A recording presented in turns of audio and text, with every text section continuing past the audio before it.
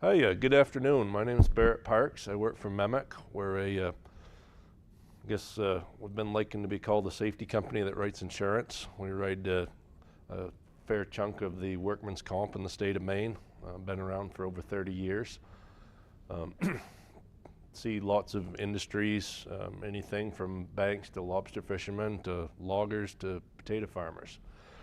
My talk today, we've unfortunately seen some catastrophic, some large injuries in the agricultural sector, specifically people that we insure. I can't go into any more detail than that, but a lot of times the focus is on the cost of that injury, the medical costs, maybe the workman's comp costs, but I want to talk about the deeper costs, why this really should be a part of our farm operations. Okay. Actually, this is a good shot here. This is my farm home in Woodland, Maine, up in Aroostook County, a usual winter day. I work in insurance, but I farm. I used to be a logger. I've got a lot of experience in the field. I don't know if that makes me a brilliant person by any means. I try not to take any precedent for that. This is my family. This is my passion, my drive, why I choose to be here. They're very vested in farming, as you see. My two boys, this is actually up in Canada. It's just across from my house, kind of handy. We go up there. My daughter surprised us with spina bifida 10 years ago, but we learned to adapt and move on with life. Crazy horse nut. She'll be far more famous than me someday. This is what I'm here for. So pressures as a farmer. There's lots of pressures. This is just a small piece of it, but some big ones. Time, especially this time of year. 8 hours of daylight, it's pretty hard. We have headlamps, we have lighting, but there's just some things that get miserable when we're using artificial light, right? Weather, we've seen our fair share of that the past few years. Drought, extreme rains, floods. Saw plenty of that in Vermont the past couple summers. Heart goes out to those guys. Farm finances. A lot of us sometimes are up against the wall. We've chosen a lifestyle that maybe has less of a paycheck than working with corporate America. So we're struggling with paying the bills, maybe affording to buy some help. We're also trying to reduce our labor costs by doing all the labor ourselves, just pushing ourselves. So, I work 40, 50 hours a week at work and then farm till dark and sometimes after. And I know I'm by far not the only guy, and I'm probably shorter hours than a lot of people. Then lastly, hope everybody appreciates the humor with my labor pool. These are actually hogs off my farm a couple summers ago. No personal slander intended on anybody, but it's a known fact that it's a challenge for the labor pool, regardless of the industry, especially on our farms. A lot of our skills are very specialized, our work practices, our knowledge, and getting that labor pool to understand what it is, what to look out for, is becoming ever more challenging, especially as the majority of the population has stepped away from the farm. So that knowledge isn't there, right? So why is safety a big deal? 2012 to 2021, and this is from the Bureau of Labor Statistics, excuse me. There's 1,542 agricultural fatalities, okay? So about 150 people a year in that 10-year stretch, okay? Half of those are over age 55.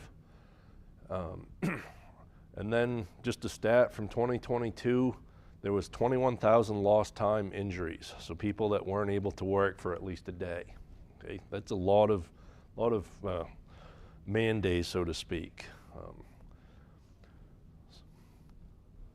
So this isn't just agriculture. This is total injury costs in the U.S. for all sectors. 2022 was $167 billion we've lost in costs. Productivity, healthcare costs, wage replacement, okay? Heaven forbid if we have a fatality. This is heaven forbid that happens to anybody. It's $1.4 million on average. That's what the cost is going to be. Settle in the estate, death benefits, whatever that may be. And on average, an average injury that has hospital care, I should elaborate on that lowest statistic, is going to run $40,000. So if somebody gets past the ER and gets in for treatment, that's kind of what my industry sees on the average cost. So let's look at those costs a little deeper. I think we miss out sometimes on what the whole cost is. So we kind of look at it, there's kind of 3 categories we can throw those in. First one would be direct, and I kind of liken this to the tip of the iceberg. Second would be our indirect costs, and I'll get into those, but that would be the bigger piece that's hiding underneath that we don't always recognize. And then lastly, I couldn't get it all, I tried to find a good picture, be the personal costs. I kind of liken that to the glacier that this is split off from. That can be far bigger depending on how you want to quantify it. So let's look at direct. We know these pretty clear cut and dry. First one's medical expenses, obviously. It's going to be a doctor bill. Second one is replacement wages. If that person's out of work, you're still paying those wages, but they're not there being productive in the case of a farm, right? Equipment. Yes, I believe we have a question. I just wanted to clarify if the costs you were referring to, the 167 billion, and Yep. this is related to agriculture? No, this is all in industries. Oh, all industries. So I apologize if we No, didn't break that's that okay. out. But that was the easiest to access with the time I had. But the other stats, the per worker per death, all those apply ag as well as, that's all industry. So that average, yeah, so that's included, exactly. So equipment, usually somebody's hurt, something has gotten broken. Maybe it's livestock, you have an animal that's injured as well or something you have to deal with. Not all the time, but that's usually a direct cost it's seen. There's a little bit of a lag in your workers' comp premium, but that's going to cost if you're carrying a policy. I realize not everybody that may be here has a comp policy. I'll get to that in a little bit. So indirect costs. There's actually 21 I was able to pull up. I'm not going to go through them line by line, but obviously production loss. If you've got a bigger crew, now if your crew is distracted because their key person or one of their compadres, that work group is missing, that throws off the rhythm, right? Doesn't matter the trade, we've all been there. Paperwork and admin time. The ownership's got to talk to the insurance agent, maybe he's got to talk to the doctor's office, take the time to pay those bills. Loss of morale, depending on how severe the injury is, can really knock the wind out of an operation. Loss in earning power. Maybe you're an agricultural producer on a contract, you have to guarantee so much volume every month, and now you don't have enough people to guarantee that contract volume anymore. What's that going to cost? Fellow employees lost time. Maybe somebody's in the hospital or laid up at home and your employees want to take some time and go visit that person, right? You're going to lose some time there. Supervisors tied up again. Maybe some spoilage, just due to that time and weather. We can't get stuff done when we were expecting to because we're down on people. We've also, lastly, that overhead cost, we're still paying our overhead bills, but we're not getting that income back against it. So I'm sure anybody could come up with more of these, but just general perspective, there's at least 20. Now here's the big one to me. I think this is what agriculture has been missing on the whole. The message has been lost, unfortunately. What are the true costs? The things we can't put a dollar figure to. First off is the emotional cost. Maybe you have a farm operation and you had the neighbor's high school kid working for you, and now that kid's maybe missing an arm or a leg, right? Or just laid up with a broken bone under your watch. How's it going to feel to you? What's that relationship with their family and the neighborhood going to be? On a different note, maybe it's a direct family member, whether it's your kid, your parent, mother, father. So that emotional toll, especially if you're the owner, is more stress in our lives that we don't need. Second one, I've seen this happen more than once, successional. Maybe there's a senior family member, that knows all the ins and outs of the farm and that's all right upstairs in their head. Hasn't really shared it with anybody. And they get taken out either prematurely or before your succession plan gets in. Where do things go from there? All of a sudden there's a huge void. The other one I've seen is maybe you've got that early 20s person that's the next generation, the next passion, the next driver for that farm, and something happens to them and you've lost the energy in that organization to keep that moving. See what happens with that. And thirdly, educational. Back to the patriarch, the senior member, mother, father, grandmother, grandfather. How much stuff is in their head that's not written down? I put the corn planters up here. You got one from 70 years ago to the modern one. Maybe you've got a person that's made this transition all the way up through that 70 years of planting corn, just for example. Knows all the nuances of the equipment, seen the advances, knows how to do it. And all of a sudden that person is gone. And that was the one person that knew how to do that. How do you get next year's crop in? Hopefully you have some neighbors that are very willing to help. Maybe help you get that crop in and go at least another year till you get your feet back under you. So I'm going to switch gears a little bit. I happen to work for a workman's comp company, so why should we have it? First of all, it's a legal obligation. If you really want to know, it's Title 39 in the Maine state roster. The other thing I would advocate, if you have a comp policy, I work with 20 other people here in the state of Maine. We work in the loss control department. We're a resource. We're safety consultants. We're here to how to make things better. We can come out and identify issues that should be corrected. Unfortunately, we see all manner of things that did go wrong when something didn't get attended to. So, we're a vast source of information.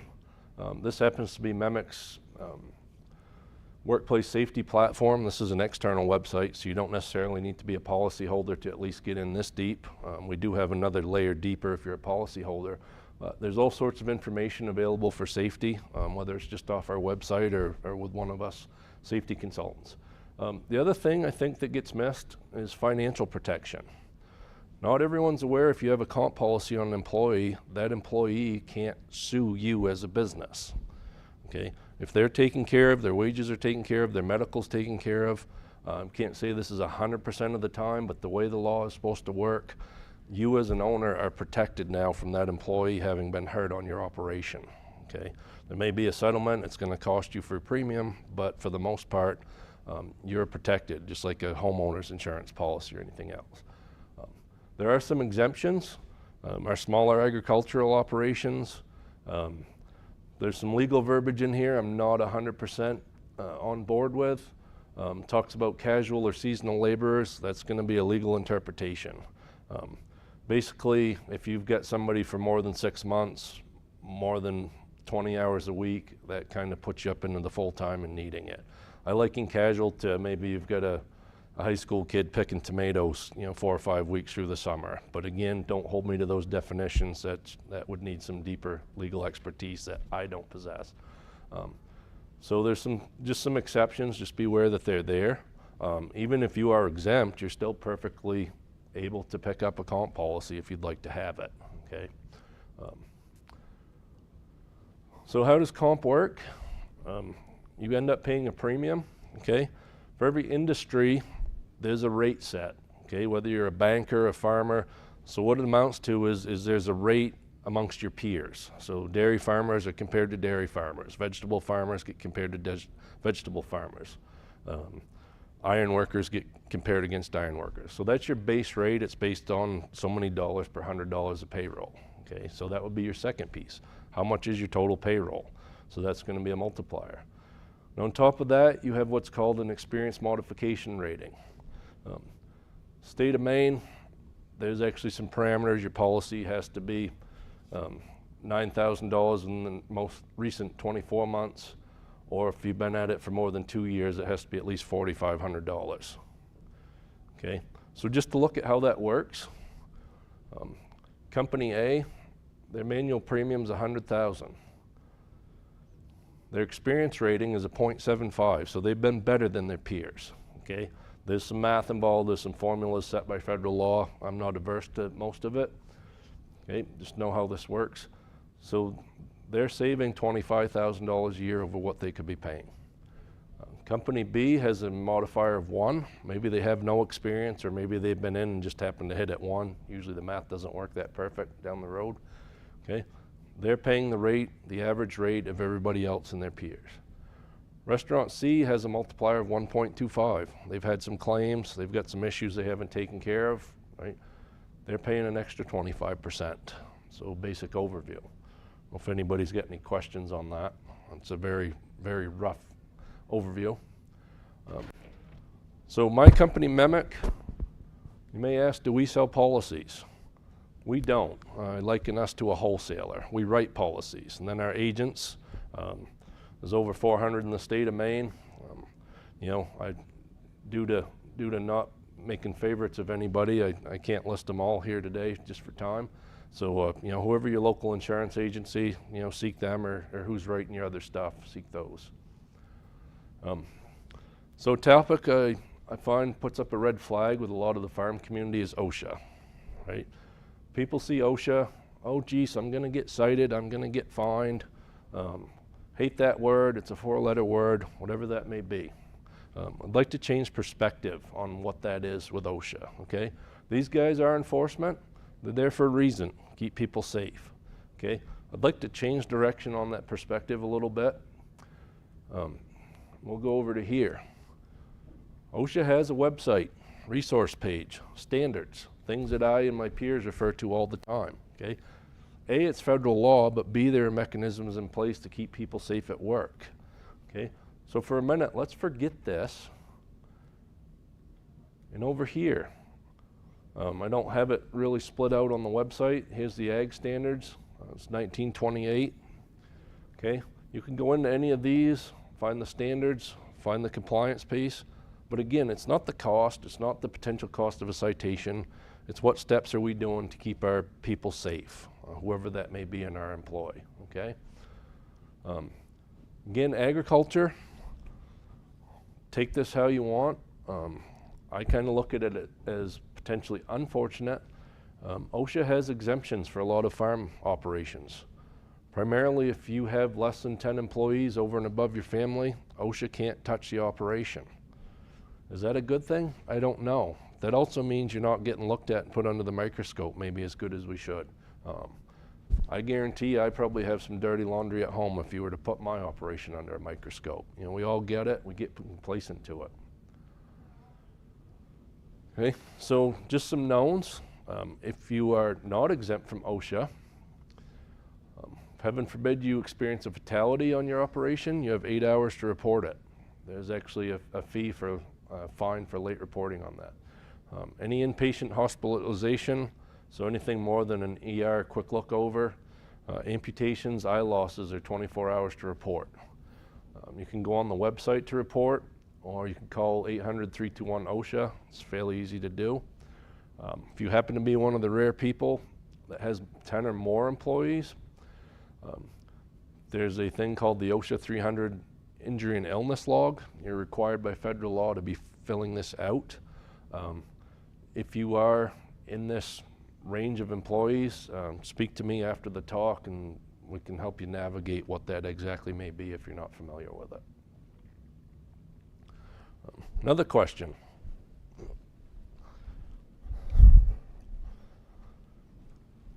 Do insurers report injuries or hazards to OSHA? We do not, okay? We have a confidential relationship with our insureds. Okay, calling OSHA is not in our wheelhouse by a long shot. We want to work with our employers. We'd like to give them guidance. Calling OSHA on our employers is not a business path. I speak for sure for MEMIC and all the other carriers in the state of Maine for sure, okay? We come in, you have an issue, we're gonna help you fix it. We're not gonna make a phone call to an enforcement agency. It's just not how we operate. So some common injuries I see in agriculture. Unfortunately, we all drive the roads, putting our equipment in the road. The stat I've seen most recently is about 25% of the agriculture accidents are related to being in traffic. Distracted drivers, people not respecting the size of farm equipment. Again, it's probably 25% of the ag injuries right now are traffic accidents. Maybe we've also got some unqualified drivers in the road on tractors. You know, I grew up as a kid driving up and down the road with no license on a tractor. I would definitely not advise continuing with that in this day and age, okay? Falls, huge thing. You know, what farm doesn't have a slippery floor, some poor lighting? Maybe somebody's doing construction and not aware of industry methods to protect, those exposures. You see this guy is up 10 or 15 feet, absolutely nothing for protection there from a fall. On the left here, that would be a fall from the same level. Poor lighting. This time of year, there might be ice. Maybe there's some manure or spoiled produce on the ground that you can't see. Step into that, you're going to have a major injury too. Electrocutions.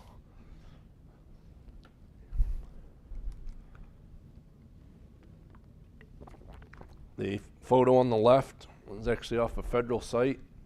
That was a fatality. Guy stepped out of his truck and his tarp mechanism was hung up in the power line. He actually stepped out, felt a tingle, got out, looked at it, and decided to get back in the truck. When he got back in, that made contact and he got energized. Okay, substandard wiring. Again, back to that financial pressure, that time pressure. We've got these outlets on the farm that haven't been tended to. Maybe we've got these extension cords been compromised. Maybe livestock's chewed on it. Maybe we ran it over. Maybe we punched it in the door. Okay. Big thing with electrocutions, you can't see electricity, right? If it's there ready to bite you, there's no warning at all. It's just boom, done. There's nothing. Okay. So we got to look out and be vigilant for some of this stuff. Base cord, a 25 foot, 12 gauge is $25, $30 right now. Pretty cheap insurance over getting killed over using that old cord that's been around for 40 years, at least in my world. I see it all the time, unfortunately. We call it struck by. Whether you're struck by the tractor, maybe you're working with large livestock. This guy is like 2,200 pounds. He decides to go somewhere, you're not going for that. I see this more in the construction industries I work with, but the potential is certainly there for ag. The trucks are still the same size. The blind spots are still there. Getting backed over by a truck, run over by a truck, piece of equipment, whatever that is. This is actually part of what OSHA calls their Focus 4. This is the 4 top categories of workplace injuries. Falls and electrocutions are the first 2, and then struck by and caught in are the next 2. So, caught between. This is a potato truck. Actually had a couple injuries this year, people getting sucked into the rolls on those. This is just a pulley on a conveyor. It's unguarded, somebody reaches in there, you're most likely to lose an arm or worse, get killed. This is a reenactment of a crushing injury I was involved in about 5 years ago. This actually didn't end up in a fatality, but the man will have health issues the rest of his life. Got stuck between, this is actually the same site we reenacted at. He got crushed between this wall and the counterweight on the excavator. That's a 50,000 pound machine. It doesn't care if you're there or not. The other big thing with agriculture, how many chemicals do we deal with? Maybe we get old buildings with asbestos, do some welding on stuff. Our stuff is never clean that we're welding on. There's old paint, there's manure, there's grease, there's oils, there may be chemicals on it. Okay, lead. A big one we see in the construction industry is silica, which is kind of a technical term for basically dust. We're always dealing with dust of some sort on the farm. This would be an inorganic. It's basically a dirt, okay? And then spray chemicals, weed killers, insecticides, whatever that may be, okay? So all of these, maybe that gets mismatched. Maybe improper gear for applying it, maybe inadvertent exposure, whatever that may be with the chemicals. Any questions out of my group? Nothing in the back? Well, thanks everyone for your time today. That's all.